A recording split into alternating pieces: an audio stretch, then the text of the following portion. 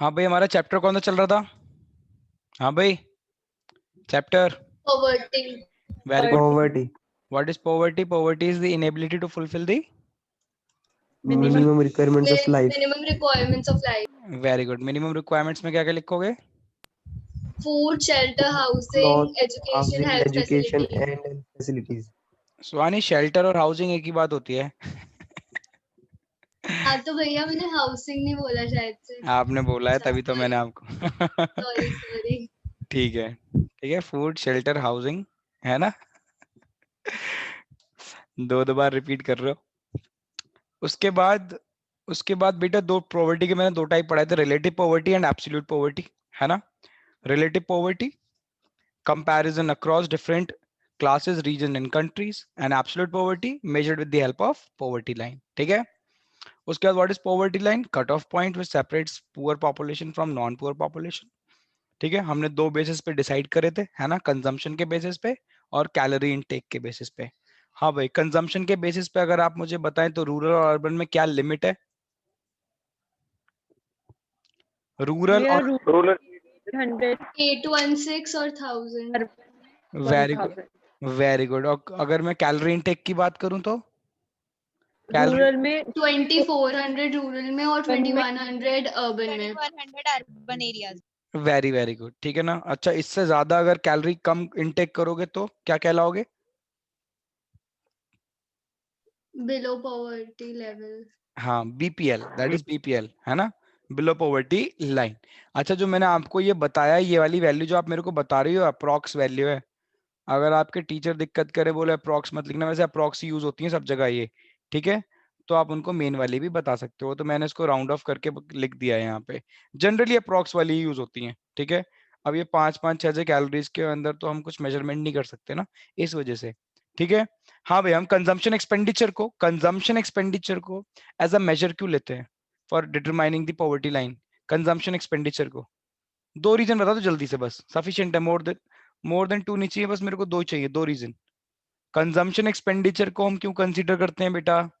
भैया की इनकम जो होती है वो अनइक्वली डिस्ट्रीब्यूटेड होती है और उसका वेरी गुड, डेटा अवेलेबल नहीं है। करेक्ट। और दूसरा, कंजम्पशन जो है वो मतलब वो रिफ्लेक्ट करता है। रिफ्लेक्ट करती है actual use of goods and services को, वेरी जो वेरी कि गुड, इनकम ठीक से नहीं कर पाती। वेरी वेरी गुड, ठीक है ना? उसके बाद मैंने प्रोसीजर बताया था, तो हम डिटरमाइन करने हैं पॉवर्टी लाइन को, कौन से कंजम्पशन एक्सपेंडिचर लेते हैं?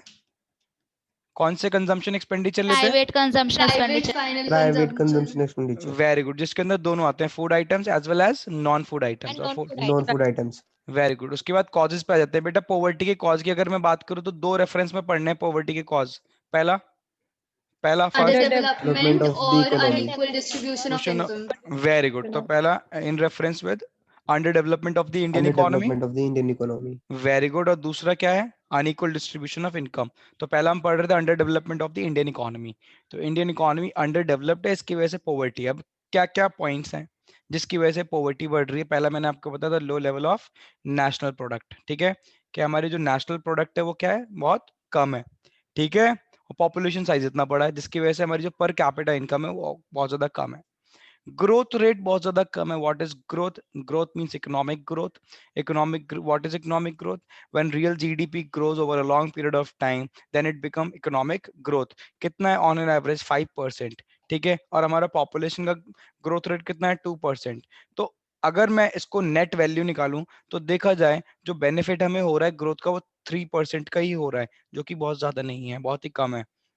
पॉपुलेशन बेटा बहुत ज्यादा है। हम लोग कितने 2011 की बात करूं, 2011 में हम लोग कितने हो गए थे? इंडिया की बात करें तो 121 करोड़ हो गए थे, जो कि बहुत ज्यादा है। हाँ, वेरी गुड, ठीक है। उसके बाद अगर बात करें बेटा इन्फ्लेशन, इन्फ्लेशन की वजह से, अब यहां से ढंग से बताना, इन्फ्लेशन की वजह से पॉवर्टी किस तरीके से प्रिवेल करती है? इन्फ्लेशन की वजह से पहले बताओ, what is inflation? What is inflation? कभी पूछ, persistent rise in price. Very very good. Persistent rise in price. हाँ, सिर्फ कभी भी ये आप मेरे से मत बोलना राइज इन प्राइस, हमेशा आप बोलोगे persistent rise in price. Persistent rise in price का मतलब प्राइस का धीरे धीरे धीरे कॉन्टिन्यूसली बढ़ना, that is known as inflation. तो एक दो बार अगर प्राइस बढ़ता है तो वो महंगाई नहीं कहलाती। अगर प्राइस कंसिस्टेंटली बढ़ रहा है, ठीक है, और परसिस्ट कर रहा है, रुका हुआ है, ठीक है, तो उसको हम इन्फ्लेशन बोलते हैं। इसकी वजह से पॉवर्टी कैसे कंपाउंड होती है और कैसे बढ़ जाती है पॉवर्टी? जल्दी बताओ। भैया हाउस होल्ड की जो रियल इनकम होती है वो कम हो जाती है, तो जो लोग मार्जिनली मतलब पुअर थे। पुअर होते Above होते पुअर हैं। होते हैं, हम्म। हाँ मतलब अबव होते हैं, तो भैया हाँ वो हाँ बिलो द पॉवर्टी लाइन आ जाते हैं, और जो ठीक है, पुअर होते हैं वो और डिप्राइव हो जाते हैं वेरी वेरी गुड। अच्छा नेसेसिटीज से। Very good. अब यहाँ पे आपने एक वर्ड यूज करा real income. What is real income? आपने बिल्कुल ठीक से एक्सप्लेन करा Swani, very good. Now what is real income? कौन बताएगा? भैया नॉमिनल इनकम अपॉन जो हमारी परचेजिंग वो होती है। Sorry wrong. कौन बताएगा बेटा? Sir, real income is purchasing power. Very very good बेटा। कैसे कैलकुलेट करते हैं प्रांशी इसको? करेक्ट। कैसे कैलकुलेट करते हैं रियल इनकम को? Nominal हाँ हाँ बोलो nominal बोलो। income divide by हाँ जिस प्राइस के हम प्रोडक्ट्स परचेज करते हैं। Very good. तो divide by price, very good. तो जो हम क्वांटिटी खरीद सकते हैं, जो हमारी परचेजिंग पावर है, वो रियल इनकम होती है। तो रियल इनकम हमारी क्या हो जाती है? कम। ठीक है, प्राइस के बढ़ने से रियल इनकम कम हो जाती है। अगर आप लोग मेरी बात को रिटेन नहीं कर रहे हो तो बेटा वो आपकी बहुत बड़ी गलती है, ये बात ध्यान रखना। क्योंकि सिलेबस कम नहीं है। अगर आप सोच रहे हो कि सर सिलेबस तो रिड्यूस होता जा रहा है, तो आपको लग रहा है रिड्यूस हो रहा है। अभी जब मैं इंडियन इकोनॉमी पढ़ाऊंगा, मैक्रो ऑलरेडी पढ़ ली, यही बहुत सारा हो जाएगा। कहाँ से रिटेन करोगे? ऊपर से 5 सब्जेक्ट है, कितना रिटेन करोगे? वैसे ही आप लोगों की एफिशिएंसी कम होती जा रही है। मैं देखता हूँ हर बैच में जब भी आता हूँ, मैं देखता हूँ नेक्स्ट बैच की एफिशिएंसी कम है। 2011 से पढ़ा रहा हूँ मैं, 11 से, अपने 12th के बाद से पढ़ा रहा हूँ मैं। हर बार देखा मैं, जो नेक्स्ट बैच आया उसकी एफिशिएंसी कम, उसके जो नेक्स्ट आया उसकी एफिशिएंसी और कम।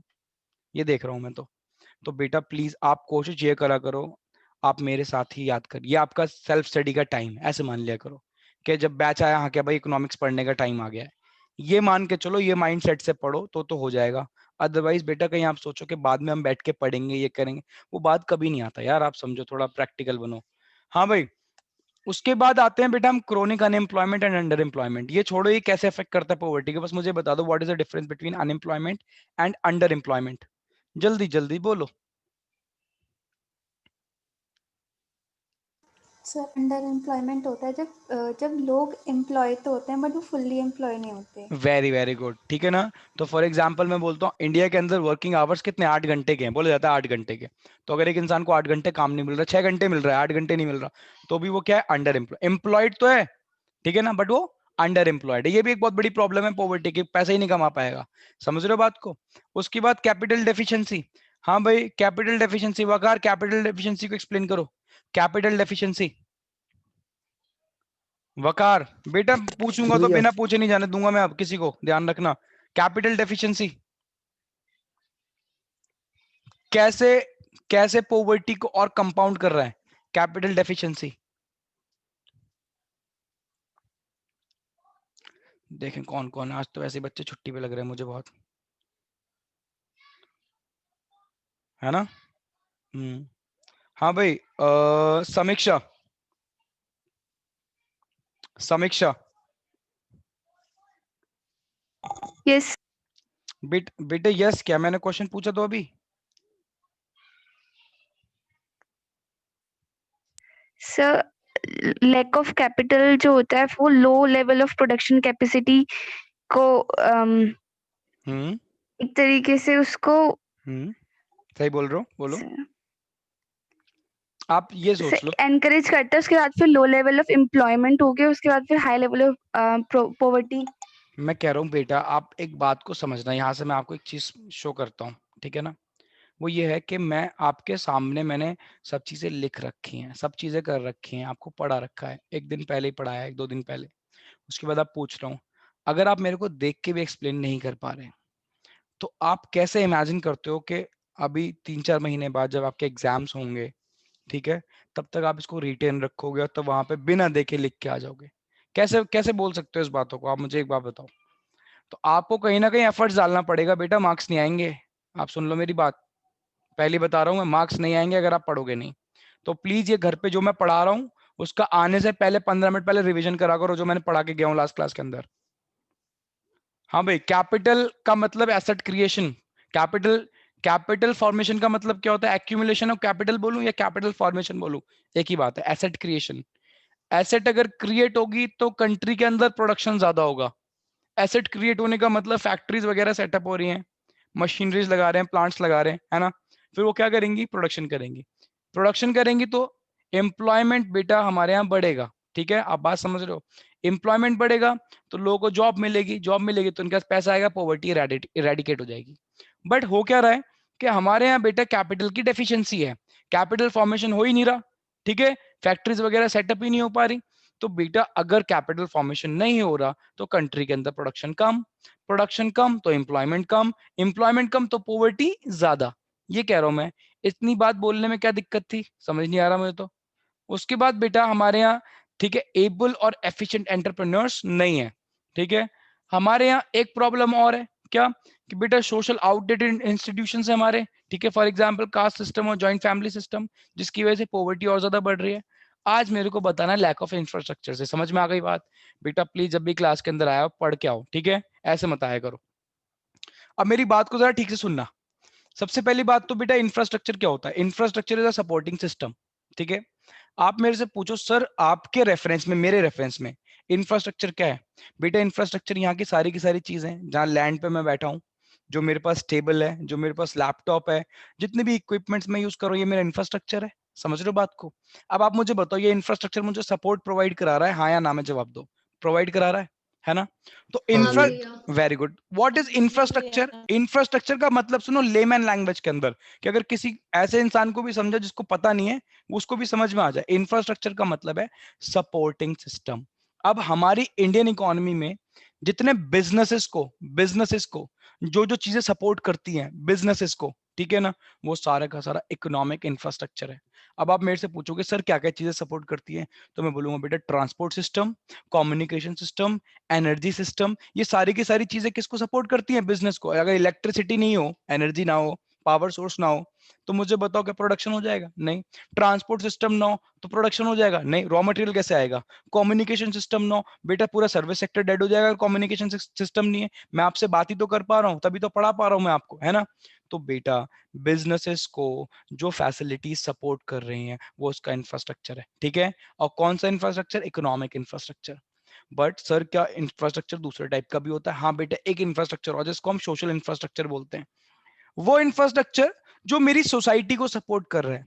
अब आप बोलोगे सर सोसाइटी को कौन कौन सी चीजें सपोर्ट कर रही है, बेटा एजुकेशन, दूसरा हेल्थ, ये दो ही आपको पढ़ने हैं, एजुकेशन और हेल्थ फैसिलिटीज, ये बेटा हमारी सोसाइटी को सपोर्ट कर रही हैं। समझ में आ गई बात, तो इसको हम सोशल इंफ्रास्ट्रक्चर बोलते हैं। तो अब क्या ये इंफ्रास्ट्रक्चर भी पॉवर्टी का एक रीजन है, हाँ बेटा है, लैक ऑफ इंफ्रास्ट्रक्चर। अगर हमारी कंट्री के अंदर इंफ्रास्ट्रक्चर फैसिलिटीज नहीं होंगी तो बेटा प्रोडक्शन नहीं हो पाएगा। प्रोडक्शन होता ही कब है, जब अच्छी फैसिलिटीज हो, ठीक है, कम्युनिकेशन सिस्टम अच्छा हो, पावर कट्स ना हो, पावर फेलियर्स ना हो। मैं आपको पढ़ाता रहता हूँ, 2 मिनट में लाइट चली जाती है, मेरा पूरा सिस्टम रीबूट हो जाता है, प्रॉब्लम आती है ना। लाइट नहीं आ रही होगी, मैं आपको कैसे पढ़ाऊंगा, है ना। तो यानी मैं कह रहा हूँ बेटा अगर ये फैसिलिटीज अच्छी हैं तो प्रोडक्शन के अंदर कोई प्रॉब्लम नहीं आती, कॉन्टिन्यूस बेसिस पे होता रहता है। और इवन ज्यादा फैक्ट्री सेटअप होंगी, ठीक है, अगर अच्छी फैसिलिटीज होगी, अच्छी रोड्स होंगी हमारे यहाँ, तो बेटा अगर प्रोडक्शन ज्यादा तो एम्प्लॉयमेंट ज्यादा, एम्प्लॉयमेंट ज्यादा तो बेटा लोगों की इनकम अच्छी, और बेटा फिर पॉवर्टी इरेडिकेट हो सकती है। बट हमारे यहाँ तो उल्टा है, हमारे यहाँ क्या है बेटा, लैक ऑफ इंफ्रास्ट्रक्चर है, हमारे यहाँ एनर्जी सिस्टम नहीं है, पावर सिस्टम, एनर्जी का मतलब यहाँ पे पावर है, ठीक है। ट्रांसपोर्ट फैसिलिटीज ठीक से नहीं है, कम्युनिकेशन सिस्टम इंप्रूव नहीं है, एजुकेशन सिस्टम इंप्रूव नहीं है, हेल्थ सिस्टम इंप्रूव नहीं है। बेटा इन सारी रीजंस की वजह से भी हमारी कंट्री के अंदर पॉवर्टी बहुत ज्यादा बढ़ रही है। समझ में आ रही बात, ठीक है ना। सुहानी बेटा रीड करो जल्दी से। Lack of infrastructure, energy, transport, and communication, the vital components of economic infrastructure, as well as education, health, and housing services, the principal components of social infrastructure, are grossly deficient. बस Economic and बस यहाँ तक क्या समझ में आया। दो type के इंफ्रास्ट्रक्चर है, कौन कौन से, नाम बताओ जल्दी से। दो टाइप के इंफ्रास्ट्रक्चर है, इकोनॉमिक और सोशल, जल्दी बोलो बोलो, दोबारा से रिपीट करो मेरे साथ। economic or social. Economic and social. Economic के अंदर क्या क्या आ रहा है, एनर्जी, ट्रांसपोर्ट, कम्युनिकेशन एटसेट्रा, ठीक है, जो बिजनेसेस को सपोर्ट करते हैं, जो सोसाइटी को सपोर्ट करते हैं, that is education, health and housing डाल दो, ठीक है। अदरवाइज आपको दो ही पढ़ना, that is education and health, ठीक है। हेल्थ। बेटा ये ग्रॉसली डेफिशिएंट है, बहुत ज्यादा डेफिशिएंट है, ठीक है। रीड करो यहाँ से Swani. Economic and social economic and social infrastructure serves as the foundation of growth and development, but unfortunately the foundation continues to be weak. अच्छा sorry, this foundation continues to be weak hmm, and unstable despite more than 67 years of planning. Hmm, Slow pace of growth and persistence of poverty are hmm. obvious consequences. अब मेरी बात को जरा ढंग सुनना, ठीक है ना। पहला पॉइंट क्या याद करना है बेटा? पहला पॉइंट आपको याद करना है, इंफ्रास्ट्रक्चर कितने टाइप का, जल्दी बताओ, जल्दी बताओ। Two दो टाइप का, types, that is Two economic, types. Economic economic and and social. Very Economic good. and social. Economic के अंदर क्या क्या आ रहा है, जल्दी बताओ। इकोनॉमिक के अंदर एनर्जी, ट्रांसपोर्ट और कम्युनिकेशन Transport, एंड कम्युनिकेशन, ठीक है, वेरी गुड। अगर मैं बात करूं सोशल की, तो सोशल के अंदर दो चीज आ रही है, कौन कौन सी? Education education और and health. health. Very very good. अब मुझे बताओ, क्या ये हमारे यहाँ अच्छी हैं या डेफिशिएंट है, या लैक ऑफ इंफ्रास्ट्रक्चर है? Lack of infrastructure, Deficient. Deficient है, Deficient. ठीक है ना। और अगर आप मेरे से बात करो सर ग्रोथ और डेवलपमेंट की मेन फाउंडेशन क्या होती है, तो मैं बोलूंगा बेटा किसी भी कंट्री का इंफ्रास्ट्रक्चर, किसी भी कंट्री का infrastructure is the backbone of the economy. Economy की अगर बैकबोन मेरे से पूछो जिसके ऊपर इकोनॉमी टिकी हुई है, तो मैं बोलूंगा वो क्या होता है? इंफ्रास्ट्रक्चर, और वही डेफिशिएंट है। तो प्रोडक्शन कहां से हो जाएगा, कहां से हम ग्रोथ अचीव करेंगे, कहां से हम डेवलपमेंट अचीव करेंगे? और ग्रोथ अचीव नहीं करी ना, अगर ग्रोथ नहीं हुई, अभी भी अगर 3% से ग्रो करते रहे, आपकी एवरेज ग्रोथ कितनी है? 5%। ऊपर पढ़ा के आया हूं, ऊपर से पॉपुलेशन कितने से ग्रो कर रही है? 2% से। तो अगर 3% से ग्रो करते रहोगे, पॉवर्टी कभी नहीं जाएगी। हमें अपना ग्रोथ रेट एक्सेलरेट करना पड़ेगा, हमें डबल डिजिट्स में पहुंचना है, हमें बेटा 10%, 11, 13 पे पहुंचना है। हम कहाँ पे 3% पे पड़े हुए हैं, पॉवर्टी नहीं जा सकती हमारी कंट्री से। समझ रहे हो बात को? मैक्रो पे सोचो, ठीक है, माइक्रो पे नहीं सोचना, एक एक इंसान की नहीं सोचना, सबके बारे में सोचना है, पूरी इकोनॉमी के बारे में सोचना है। कैसे बेनिफिट मिलेगा? जब बेटा हमारा रेट ऑफ ग्रोथ इंक्रीज होगा। क्या इंक्रीज होगा इधर? Rate of growth. और रेट ऑफ ग्रोथ कैसे इंक्रीज होगा? इंफ्रास्ट्रक्चर फैसिलिटीज इंप्रूव करके। बट बेटा 67 ईयर्स निकल गए प्लानिंग के, 67 ईयर्स इलैप्स हो गए प्लानिंग के, अभी तक हमारा इंफ्रास्ट्रक्चर उस तरीके का नहीं हो पाया जिस तरीके का होना चाहिए, ठीक है, जिसकी वजह से पॉवर्टी हमारी कंट्री के अंदर बनी हुई है। बताओ भाई, समझ में आया पॉइंट? हाँ या ना? एक एक पॉइंट पे टाइम दे रहा हूं ताकि आपको समझ में आए। हाँ भाई, समझ में आ रहा है नहीं आ रहा? तो पहला पॉइंट, Yes, sir. पहला पॉइंट कौन सा बेटा? पहला पॉइंट कौन सा है? इकोनॉमिक और सोशल इंफ्रास्ट्रक्चर दोनों, ठीक है। अब इकोनॉमिक और सोशल की बात करूं तो हमारी कंट्री के अंदर बेटा दोनों ही डेफिशिएंट है, जिसकी वजह से बेटा ग्रोथ और डेवलपमेंट नहीं हो पा रही है। और मोर देन 67 ईयर्स हो गए, अभी भी हमारा ग्रोथ रेट क्या है? बहुत स्लो है। इंफ्रास्ट्रक्चर क्योंकि डेवलप नहीं हो पाया, तो पॉवर्टी तो परसिस्ट करेगी करेगी, ठीक है। बात समझ में आई, हाँ या ना? हाँ भैया। ये बेटा मैंने आपको कॉजेस पढ़ाए, मैं पूछता हूँ, एक सेकंड रुको। तान्या, तान्या बेटा मैंने ये कॉजेस पढ़ाए, किसके रेफरेंस में कॉजेस पढ़े तान्या हमने? ये तान्या बेटे जो कॉजेस पढ़े हमने किसके रेफरेंस में पढ़े? पहले तो माइक ऑन कर लो। हाँ बेटा आवाज नहीं आ रही आपकी तान्या, मेरे पास आवाज नहीं आ रही बेटा आपकी। तनु, भैया अंडर डेवलपमेंट पे। Under development of what? Under development किस चीज का? पोवर्टी। यार नहीं, हाँ, वकार किसका? अंडर डेवलपमेंट किसका? of Indian economy. Very very good बेटा। हमारी कंट्री, हमारी इंडियन इकोनॉमी अंडर डेवलप्ड है, उसके फीचर बताए मैंने, अंडर डेवलप्ड क्यों है, ये सारे के सारे रीजन बताए, और इसकी वजह से पॉवर्टी है। तो हमने पॉवर्टी की बेटा पढ़ने, पॉवर्टी के कॉजेस दो रेफरेंस में। पहला रेफरेंस क्या है कि हमारी इकोनॉमी क्या है? Under developed. दूसरा अब मैं पढ़ाने जा रहा हूं क्या, दूसरा तो बहुत ही मेन रीजन है, ध्यान रखना कि बेटा एक second, under development of Indian economy. Very good Tanya. मैं कह रहा हूं कि बेटा हमारे इकोनॉमी के अंदर जो इनकम है वो किस तरीके से डिस्ट्रीब्यूटेड है? बताओ। इक्वली, इक्वली डिस्ट्रीब्यूटेड है क्या इनकम? आपके पास जितना पैसा उतना ही मेरे पास है क्या? बताओ, बोलो। नहीं ना। नहीं, अंबानी के पास जितना पैसा उतना ही हमारे पास है क्या? नहीं है ना बेटा। Unequal distribution of income and wealth, ये भी एक बहुत बड़ा रीजन है किसका? पॉवर्टी का। आओ अब सेकंड पॉइंट पे आ जाएं अपने, ठीक है ना। कॉजेज ऑफ पॉवर्टी पढ़ रहे हैं बेटा। सबसे पहली बात तो टॉपिक माइंड के अंदर फीड होना चाहिए कि हम पढ़ क्या रहे हैं। हम पढ़ रहे हैं कॉजेज ऑफ पॉवर्टी। अभी हम पढ़ के आए with reference to under development of the Indian economy. अब हम पढ़ रहे हैं क्या? With reference to the unequal distribution of income के। बेटा इनकम बहुत अनइक्वल तरीके से डिस्ट्रीब्यूटेड है कंट्री के अंदर, इस वजह से पॉवर्टी बहुत ज्यादा है, ठीक है ना। हाँ भाई, पहला point, poverty in India can also be explain with reference to the unequal distribution of income. मैंने बता दिया। अब किसके रेफरेंस में पढ़ने जा रहे हैं? Unequal distribution of income and wealth के, ठीक है ना। अब आप बोलोगे सर ये हो कहाँ रखा है, बेटा अभी मैंने डेटा भी दिया है, इसके अंदर आके आपको डेटा भी पढ़ाऊंगा, बट मेरी बात को आप जरा ढंग से सुनना। मैं कह रहा हूँ हमारी इकोनॉमी के अंदर जो इनकम है बहुत अनइवन तरीके से, अनइक्वल तरीके से डिस्ट्रीब्यूटेड है। तो आप बोलोगे सर सरकार कुछ कर रही है इसके लिए, मैं बोलूंगा हाँ कर रही है। बताओ भाई, गवर्नमेंट बजट के अंदर आपको मैंने दो टाइप की पॉलिसी पढ़ाई है, दो टाइप की टैक्सेशन पॉलिसी पढ़ाई है, नाम बताओ दोनों पॉलिसी का, टैक्सेशन पॉलिसीज का, जल्दी बता दो। अगर सोचने में टाइम लग रहा है तो आपको नहीं आता। हाँ भाई, progressive and regressive. Very very good. एक पढ़ाई हमने प्रोग्रेसिव टैक्सेशन पॉलिसी, दूसरी रिग्रेसिव। बेटा पूरी मैक्रो पूछता चला जाऊंगा मैं। आप ये सोच रहे हो कि इंडियन इकोनॉमी मैक्रो नहीं पूछूंगा, पूरी मैक्रो रिवाइज करा दूंगा इंडियन इकोनॉमी के अंदर ही, ये बात ध्यान रखना। हाँ भाई, प्रोग्रेसिव टैक्सेशन पॉलिसी में क्या होता है, higher rate of taxation on, higher rate of taxation on, higher income group. आवाज नहीं आ रही Rate of आप लोगों income. की, higher rate of taxation on higher income group and lower rate of taxation on lower income group. lower Income income group. group, lower income real burden किस पे fall होता है, रियल बर्डन किस पे fall होता richer है। section of the society. अब आप मुझे बताओ सरकार सरकार हमारी कंट्री के अंदर कौन सी पॉलिसी यूज कर रही है, प्रोग्रेसिव या रिग्रेसिव, जल्दी बताओ। प्रोग्रेसिव। प्रोग्रेसिव। सबको पता है रेट ऑफ टैक्सेशन बढ़ता है इनकम के बढ़ने पे, रेट ऑफ टैक्सेशन कम होता है इनकम के कम होने पे।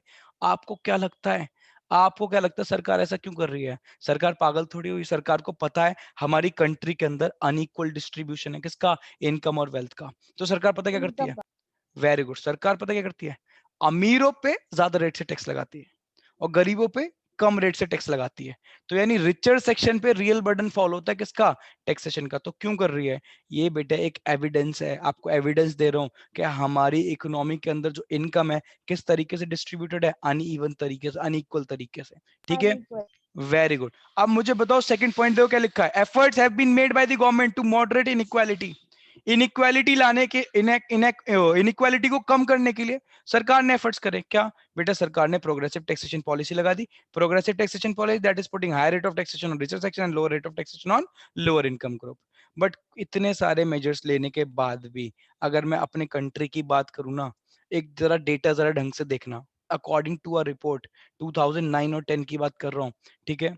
अगर आप हमारे कंट्री के अंदर जितनी पॉपुलेशन है उसका टॉप 20% लो ना, टॉप 20%, तो हमारी जो टोटल इनकम है, नेशनल इनकम है, वही लोग कंट्रीब्यूशन करते हैं। इधर देखो जरा, 20% ऑफ द पॉपुलेशन अप्रोप्रिएट्स कितना, बताओ भाई, 53.2% ऑफ द टोटल इनकम, यानी 50% से ज्यादा, Income. 50% से ज्यादा इनकम जो हमारी कंट्री की है, पता है पूरे पॉपुलेशन में ऊपर के जो टॉप 20% है सिर्फ उनके पास है। ठीक है, एक डेटा और सुनो, ये सिर्फ डेटा दे रहा हूं, याद नहीं करना, डेटा याद नहीं करना, ये डेटा याद नहीं करना, सिर्फ आपको डेटा दे रहा हूं ताकि आपको पता चले there is unequal distribution of income and wealth. समझ में आ गई बात। वाइल अगर बॉटम के 40% लू मैं, देखो लिखा है ना सामने, देखो वाइल द बॉटम 40% पॉपुलेशन, उन सिर्फ कितना कंट्रीब्यूट कर रहे हैं मुझे बताना, 15.3%। क्लियरली दिख रहा है हमारी कंट्री के अंदर कुछ फैमिलीज ऐसी हैं, हमारी कंट्री के अंदर कुछ फैमिलीज ऐसी हैं, ठीक है, जो कि हमारे, अगर मैं उनको ऐसे भी ले लूं, 20% ऑफ द पॉपुलेशन जो हमारी नेशनल इनकम में 50% से ज्यादा कंट्रीब्यूट करती हैं। वाइल अगर मैं बात करूं लोअर 40% की, तो 15.3 कर रहा है सिर्फ। आप बात को समझ रहे हो। एक एक डेटा और ले लो, याद नहीं करना डेटा, बिल्कुल याद नहीं करना, ठीक है।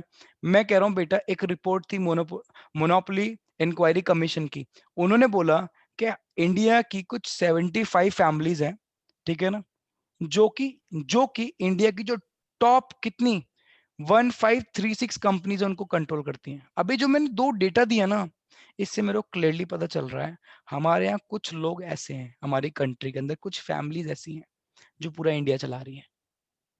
एक के बारे में तो सबको पता है, एक के बारे में सबको पता है ना, बताओ भाई, एक के बारे में सबको पता है नहीं पता।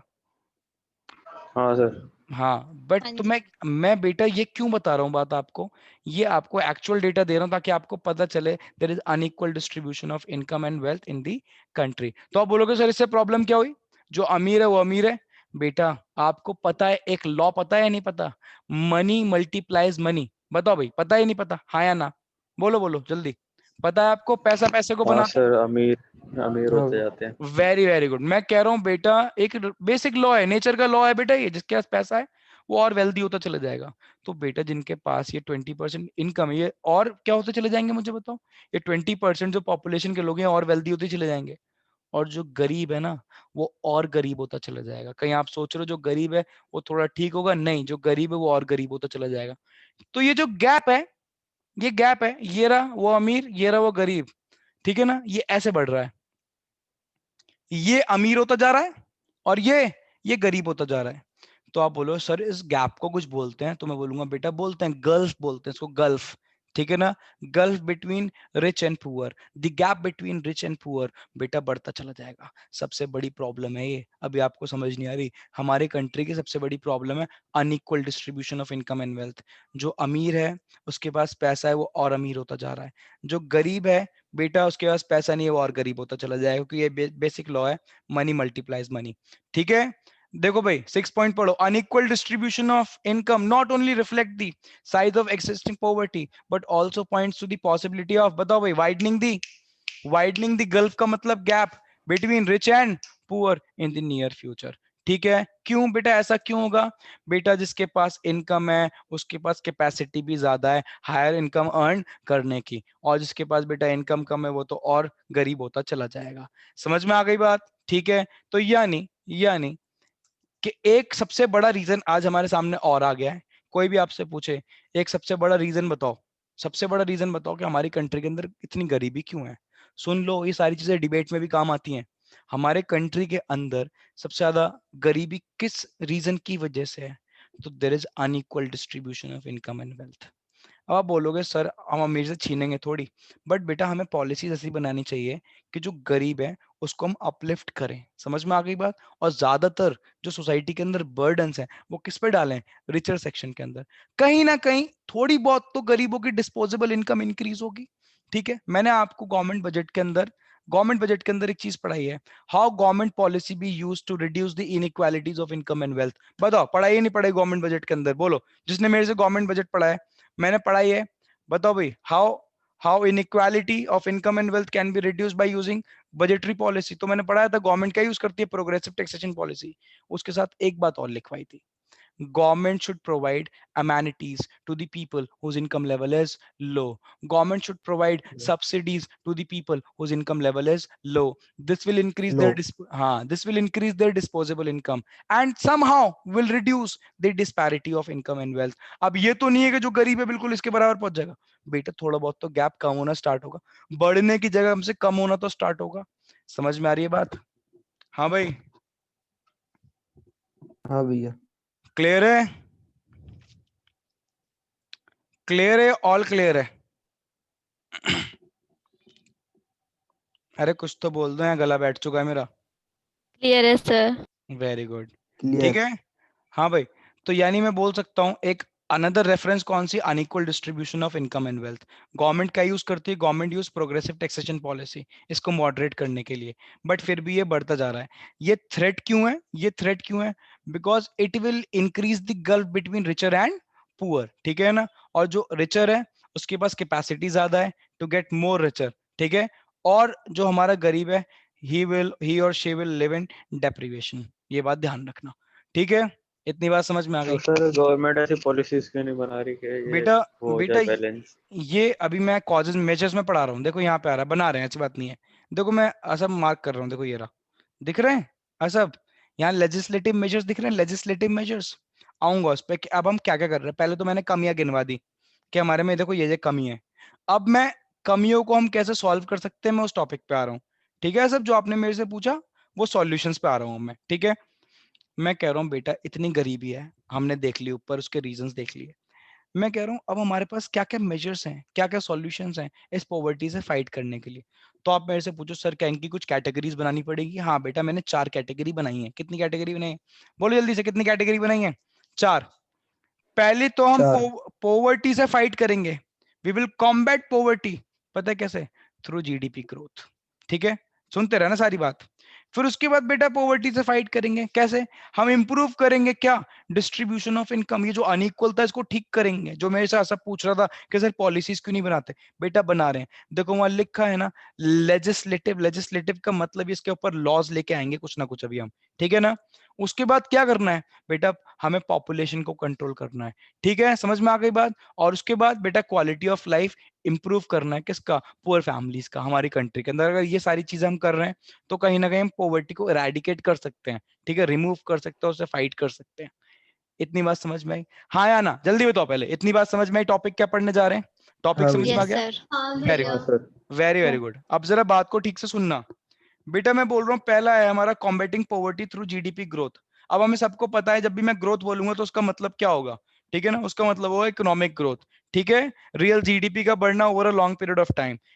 And if it will take place over a long period of time then it will become the economic growth. बता चुका हूं आपको, ये बात ध्यान रखना प्लीज, ठीक है, हर बार रिपीट करूंगा, पूछूंगा भी। बेटा अभी ऊपर मैंने आपको एक बात बताई थी जो कम से कम 2-3 बार रिपीट हुई, हमारी कंट्री के अंदर पॉवर्टी क्यों है, क्योंकि हमारी कंट्री का जो जीडीपी का ग्रोथ रेट है वो बहुत स्लो है। ऑन एन एवरेज कितना है, जरा बताना, ऑन एन एवरेज कितना है, ऑन एन एवरेज कितना है GDP growth rate? 5%. Very good. 5%. अभी भी जिसको सोचने में 5%। अभी भी जिसको सोचने में टाइम लग रहा है ना बेटा, आपकी हालत बहुत ज्यादा खस्ता है, ये बात ध्यान रख लेना। अगर अभी भी आपको ट्रैक करने में टाइम लग रहा है कि मैंने क्वेश्चन क्या पूछा है, आपके माइंड में आंसर आने में टाइम लग रहा है, बेटा बहुत प्रॉब्लम की बात है, ठीक है ना, पढ़ाई करना स्टार्ट कर दो बेटा। 5%, अच्छा मुझे एक बात बताना, बट इस 5% का बेनिफिट नहीं मिल पाता हमें, हमें सिर्फ 3% का बेनिफिट मिल पाता है, क्यों? Because क्योंकि 2 2% population 2% population है. increase हो population. रही है. वेरी गुड, बिकॉज 2% पॉपुलेशन का ग्रोथ रेट है, ठीक है। अब इतनी बात समझ में आ गई, तो हमें क्या करना है बेटा, हमें जीडीपी का ग्रोथ रेट इंक्रीज करना है। हम जीडीपी का ग्रोथ रेट इंक्रीज करेंगे, मान लो मैंने जीडीपी का ग्रोथ रेट इंक्रीज कर दिया, कुछ ऐसी पॉलिसी ले गया 10% पहुंच गया, बेटा 10% बहुत ही अच्छा होता है, बहुत बढ़िया रेट है। पॉपुलेशन आज भी अगर 2% से बढ़ेगी तो 8% का बेनिफिट फिर भी सारे लोगों को, कंट्री के जितने लोग हैं सारे के सारे लोगों के पास जाएगा, ठीक है, और कहीं ना कहीं उनकी लेवल ऑफ इनकम बढ़ेगी, लेवल ऑफ इनकम बढ़ेगी तो पॉवर्टी लाइन से ऊपर आ जाएंगे वो लोग, समझ रहे हो बात को, है ना। तो जीडीपी ग्रोथ कैसे पुश करें, जीडीपी कैसे ग्रो करेगा, हाँ भाई, जीडीपी की ग्रोथ रेट कैसे बढ़ेगी, पता है आपको? रियल जीडीपी कब बढ़ता है, जल्दी बताओ, रियल जीडीपी कब बढ़ता है? जब प्रोडक्शन प्रोडक्शन होती है. इंक्रीज होती है। वेरी वेरी गुड, यानी कंट्री के अंदर क्या करना है, अल्टीमेटली प्रोडक्शन बढ़ाना है, प्रोडक्शन ज्यादा से ज्यादा फैक्ट्री सेटअप करो, प्रोडक्शन बढ़ा, ठीक है, लोगों को एम्प्लॉयमेंट मिली, एम्प्लॉयमेंट मिली उनके पास इनकम आई, इनकम आई, पॉवर्टी खत्म हो गई, सिंपल सिंपल सी बात है। बेटा ध्यान रखना, अगर आप मेरे से पूछो सर सरकार को क्या करना चाहिए, मैं खुद बोलूंगा बेटा जीडीपी के ग्रोथ रेट पे हमें ध्यान देना चाहिए, जो कि ग्रोथ रेट छोड़ो, पता है आपको ग्रोथ रेट बता रहा हूँ, पिछले साल से इस साल में जितना ग्रोथ आया that is the growth rate. आप मेरे से पूछो सर ये लॉकडाउन की वजह से हमारा ग्रोथ रेट कितना था, पता है कितना था? पॉजिटिव तो छोड़ दो, पॉजिटिव छोड़ो, माइनस का 20 अप्रॉक्स बता रहा हूँ, 23% लगभग माइनस, यानी ग्रोथ नहीं हुई, हम पीछे चले गए इस लॉकडाउन के फेज के अंदर, हम अपनी नेबर्स कंट्रीज से भी पीछे चल रहे हैं इस टाइम। इंडिया का ग्रोथ रेट ये चल रहा है जीडीपी का, तो पॉवर्टी नहीं होगी, गरीबी नहीं होगी क्या? हाँ भाई, आओ भाई रीड करें, देखो क्या लिखा है, GDP growth rate is an ultimate solution. Ultimate मतलब आप मेरे से पूछो कि सर एक बस एक रामबाण इलाज बता दो, तो मैं बोलूंगा जीडीपी इंक्रीज कर लो, जीडीपी ग्रोथ रेट इंक्रीज कर ली, उसका बेनिफिट एक एक बंदे के पास जाएगा, अपने आप पॉवर्टी कम होना स्टार्ट हो जाएगी, है ना। तो जीडीपी ग्रोथ रेट क्या है, अल्टीमेट सॉल्यूशन है पॉवर्टी का, ध्यान रख लेना, ठीक है। अच्छा ऐसा क्यों बेटा, अगर जीडीपी ग्रोथ रेट बढ़ी, when the pace of GDP growth is accelerated, new opportunities of employment are generated, क्योंकि नई नई फैक्ट्री सेटअप हो रही होंगी, more and more workers will find the employment in farms and factories, उनको काम मिलेगा, greater employment, more inclusive would be the growth process employing lesser poverty, उनके पास खूब पैसा आएगा, समझ रहे हो बात को? प्रांशु सर रीड करो चाइना की जीडीपी की ग्रोथ रेट कितनी होगी, कितनी परसेंट? बेटा। अभी रिसेंटली जो डेटा आया है वो पॉजिटिव में जा चुके हैं, लगभग अभी जो डेटा आया मैं बता रहा हूँ उसके अकॉर्डिंग 3% के अराउंड वो आ गए हैं। चाइना इस टाइम सेकंड नंबर पे है जीडीपी की ग्रोथ रेट से, मैं बात बता रहा हूँ लॉकडाउन के बाद की, अभी ओके रिसेंटली, सर। ठीक है बेटा, ठीक है। हाँ भाई सर तो फिर उनकी तो पॉवर्टी कंट्रोल हो गई होगी, क्या बेटा? बेटा सर वहां उनकी पे पॉवर्टी कम हो गई होगी। आपको पता है चाइना के अंदर poverty is not an issue, समझ रहे हो बात को? हम यहाँ पे पॉवर्टी की बात करते हैं because poverty is a big issue in our country, ठीक है ना। वहां पे पॉवर्टी बिग इशू नहीं है। मैंने आपको बताया चाइना के सामने जब कोई कंट्री डेवलप्ड हो जाती है उसके सामने नए चैलेंजेस आते हैं। तो आप मेरे से पूछो सर क्या चैलेंजेस हैं, बेटा उसके सामने मेन चैलेंज जो चल रहा है, मेन जो चैलेंज चल रहा है वो मैंने आपको बताया चाइना के सामने, पॉल्यूशन। दैट इज पॉल्यूशन का। अब आप मेरे से पूछ भी सकते हो सर पॉल्यूशन उसके सामने चैलेंज क्यों है। मुझे एक बात बताओ, जब किसी भी कंट्री के अंदर प्रोडक्शन एट बल्क होगा, घर घर में फैक्ट्री लगी हुई है वहां, घर घर में पढ़ाऊंगा, ग्रेट लीप फॉरवर्ड, ये पॉलिसी थी उनकी। जब घर घर में फैक्ट्री लगाओगे, पॉल्यूशन नहीं होगा तो क्या होगा। तो अगर आप ग्रोथ कर रहे हो तो उसका एक प्राइस तो है जो पे करना पड़ेगा, दैट इज वहां पे बेटा पॉल्यूशन का बहुत ही बड़ा चैलेंज आ रहा है, बहुत ही बड़ा चैलेंज। और मुझे बताओ जैसे ये एडवांस्ड थ्रेट है लाइक कोरोना वगैरह, ये भी कहाँ से डेवलप हो रही हैं, चाइना से। तो बेटा ये जो आप मेरे से पूछ रहे हो पॉवर्टी वगैरह, ये बेटा बहुत पुराने कॉन्सेप्ट है, ये पुराने चैलेंजेस हैं। चाइना के सामने न्यू टाइप के चैलेंजेस हैं क्योंकि वो काफी डेवलप्ड हो चुका है, इंडिया से काफी आगे निकल गया है। समझ रहे हो सब मैं क्या कह रहा हूँ। हाँ सर इवन समझ गया। और एक बात और बताऊंगा मैं तुम्हें, तुमने पूछा है तो, चाइना के अंदर ऑपरेटिंग कॉस्ट जो लेबर कॉस्ट है वो बहुत सस्ती है, वहां का लेबर बहुत सस्ता है, फिर भी वहां इतनी गरीबी नहीं जितनी इंडिया में है। पढ़ाऊंगा मैं, कंपैरिजन जब कराऊंगा ना चाइना का इंडिया से तब पढ़ाऊंगा। ठीक है जल्दी सुन लो सर बेटा। ऐसा क्यों? क्या बेटा, बेटा ओके उनकी सर, कुछ नहीं पूछना। हाँ ठीक ठीक ठीक। हाँ भाई, तो बेटा ये बात समझ में आई। तो हम क्या करेंगे, अगर हमें पॉवर्टी से कॉम्बैट करना है तो हमें क्या करना पड़ेगा, जीडीपी ग्रोथ को अचीव करना पड़ेगा। ठीक है, जीडीपी ग्रोथ अचीव करी, प्रोडक्शन ज्यादा, एम्प्लॉयमेंट ज्यादा, पॉवर्टी खत्म। ठीक है, दोबारा तो जीडीपी ज्यादा कैसे, प्रोडक्शन ज्यादा, एम्प्लॉयमेंट ज्यादा, एराडिकेशन ऑफ पॉवर्टी। समझ में आ गई बात। हाँ भैया।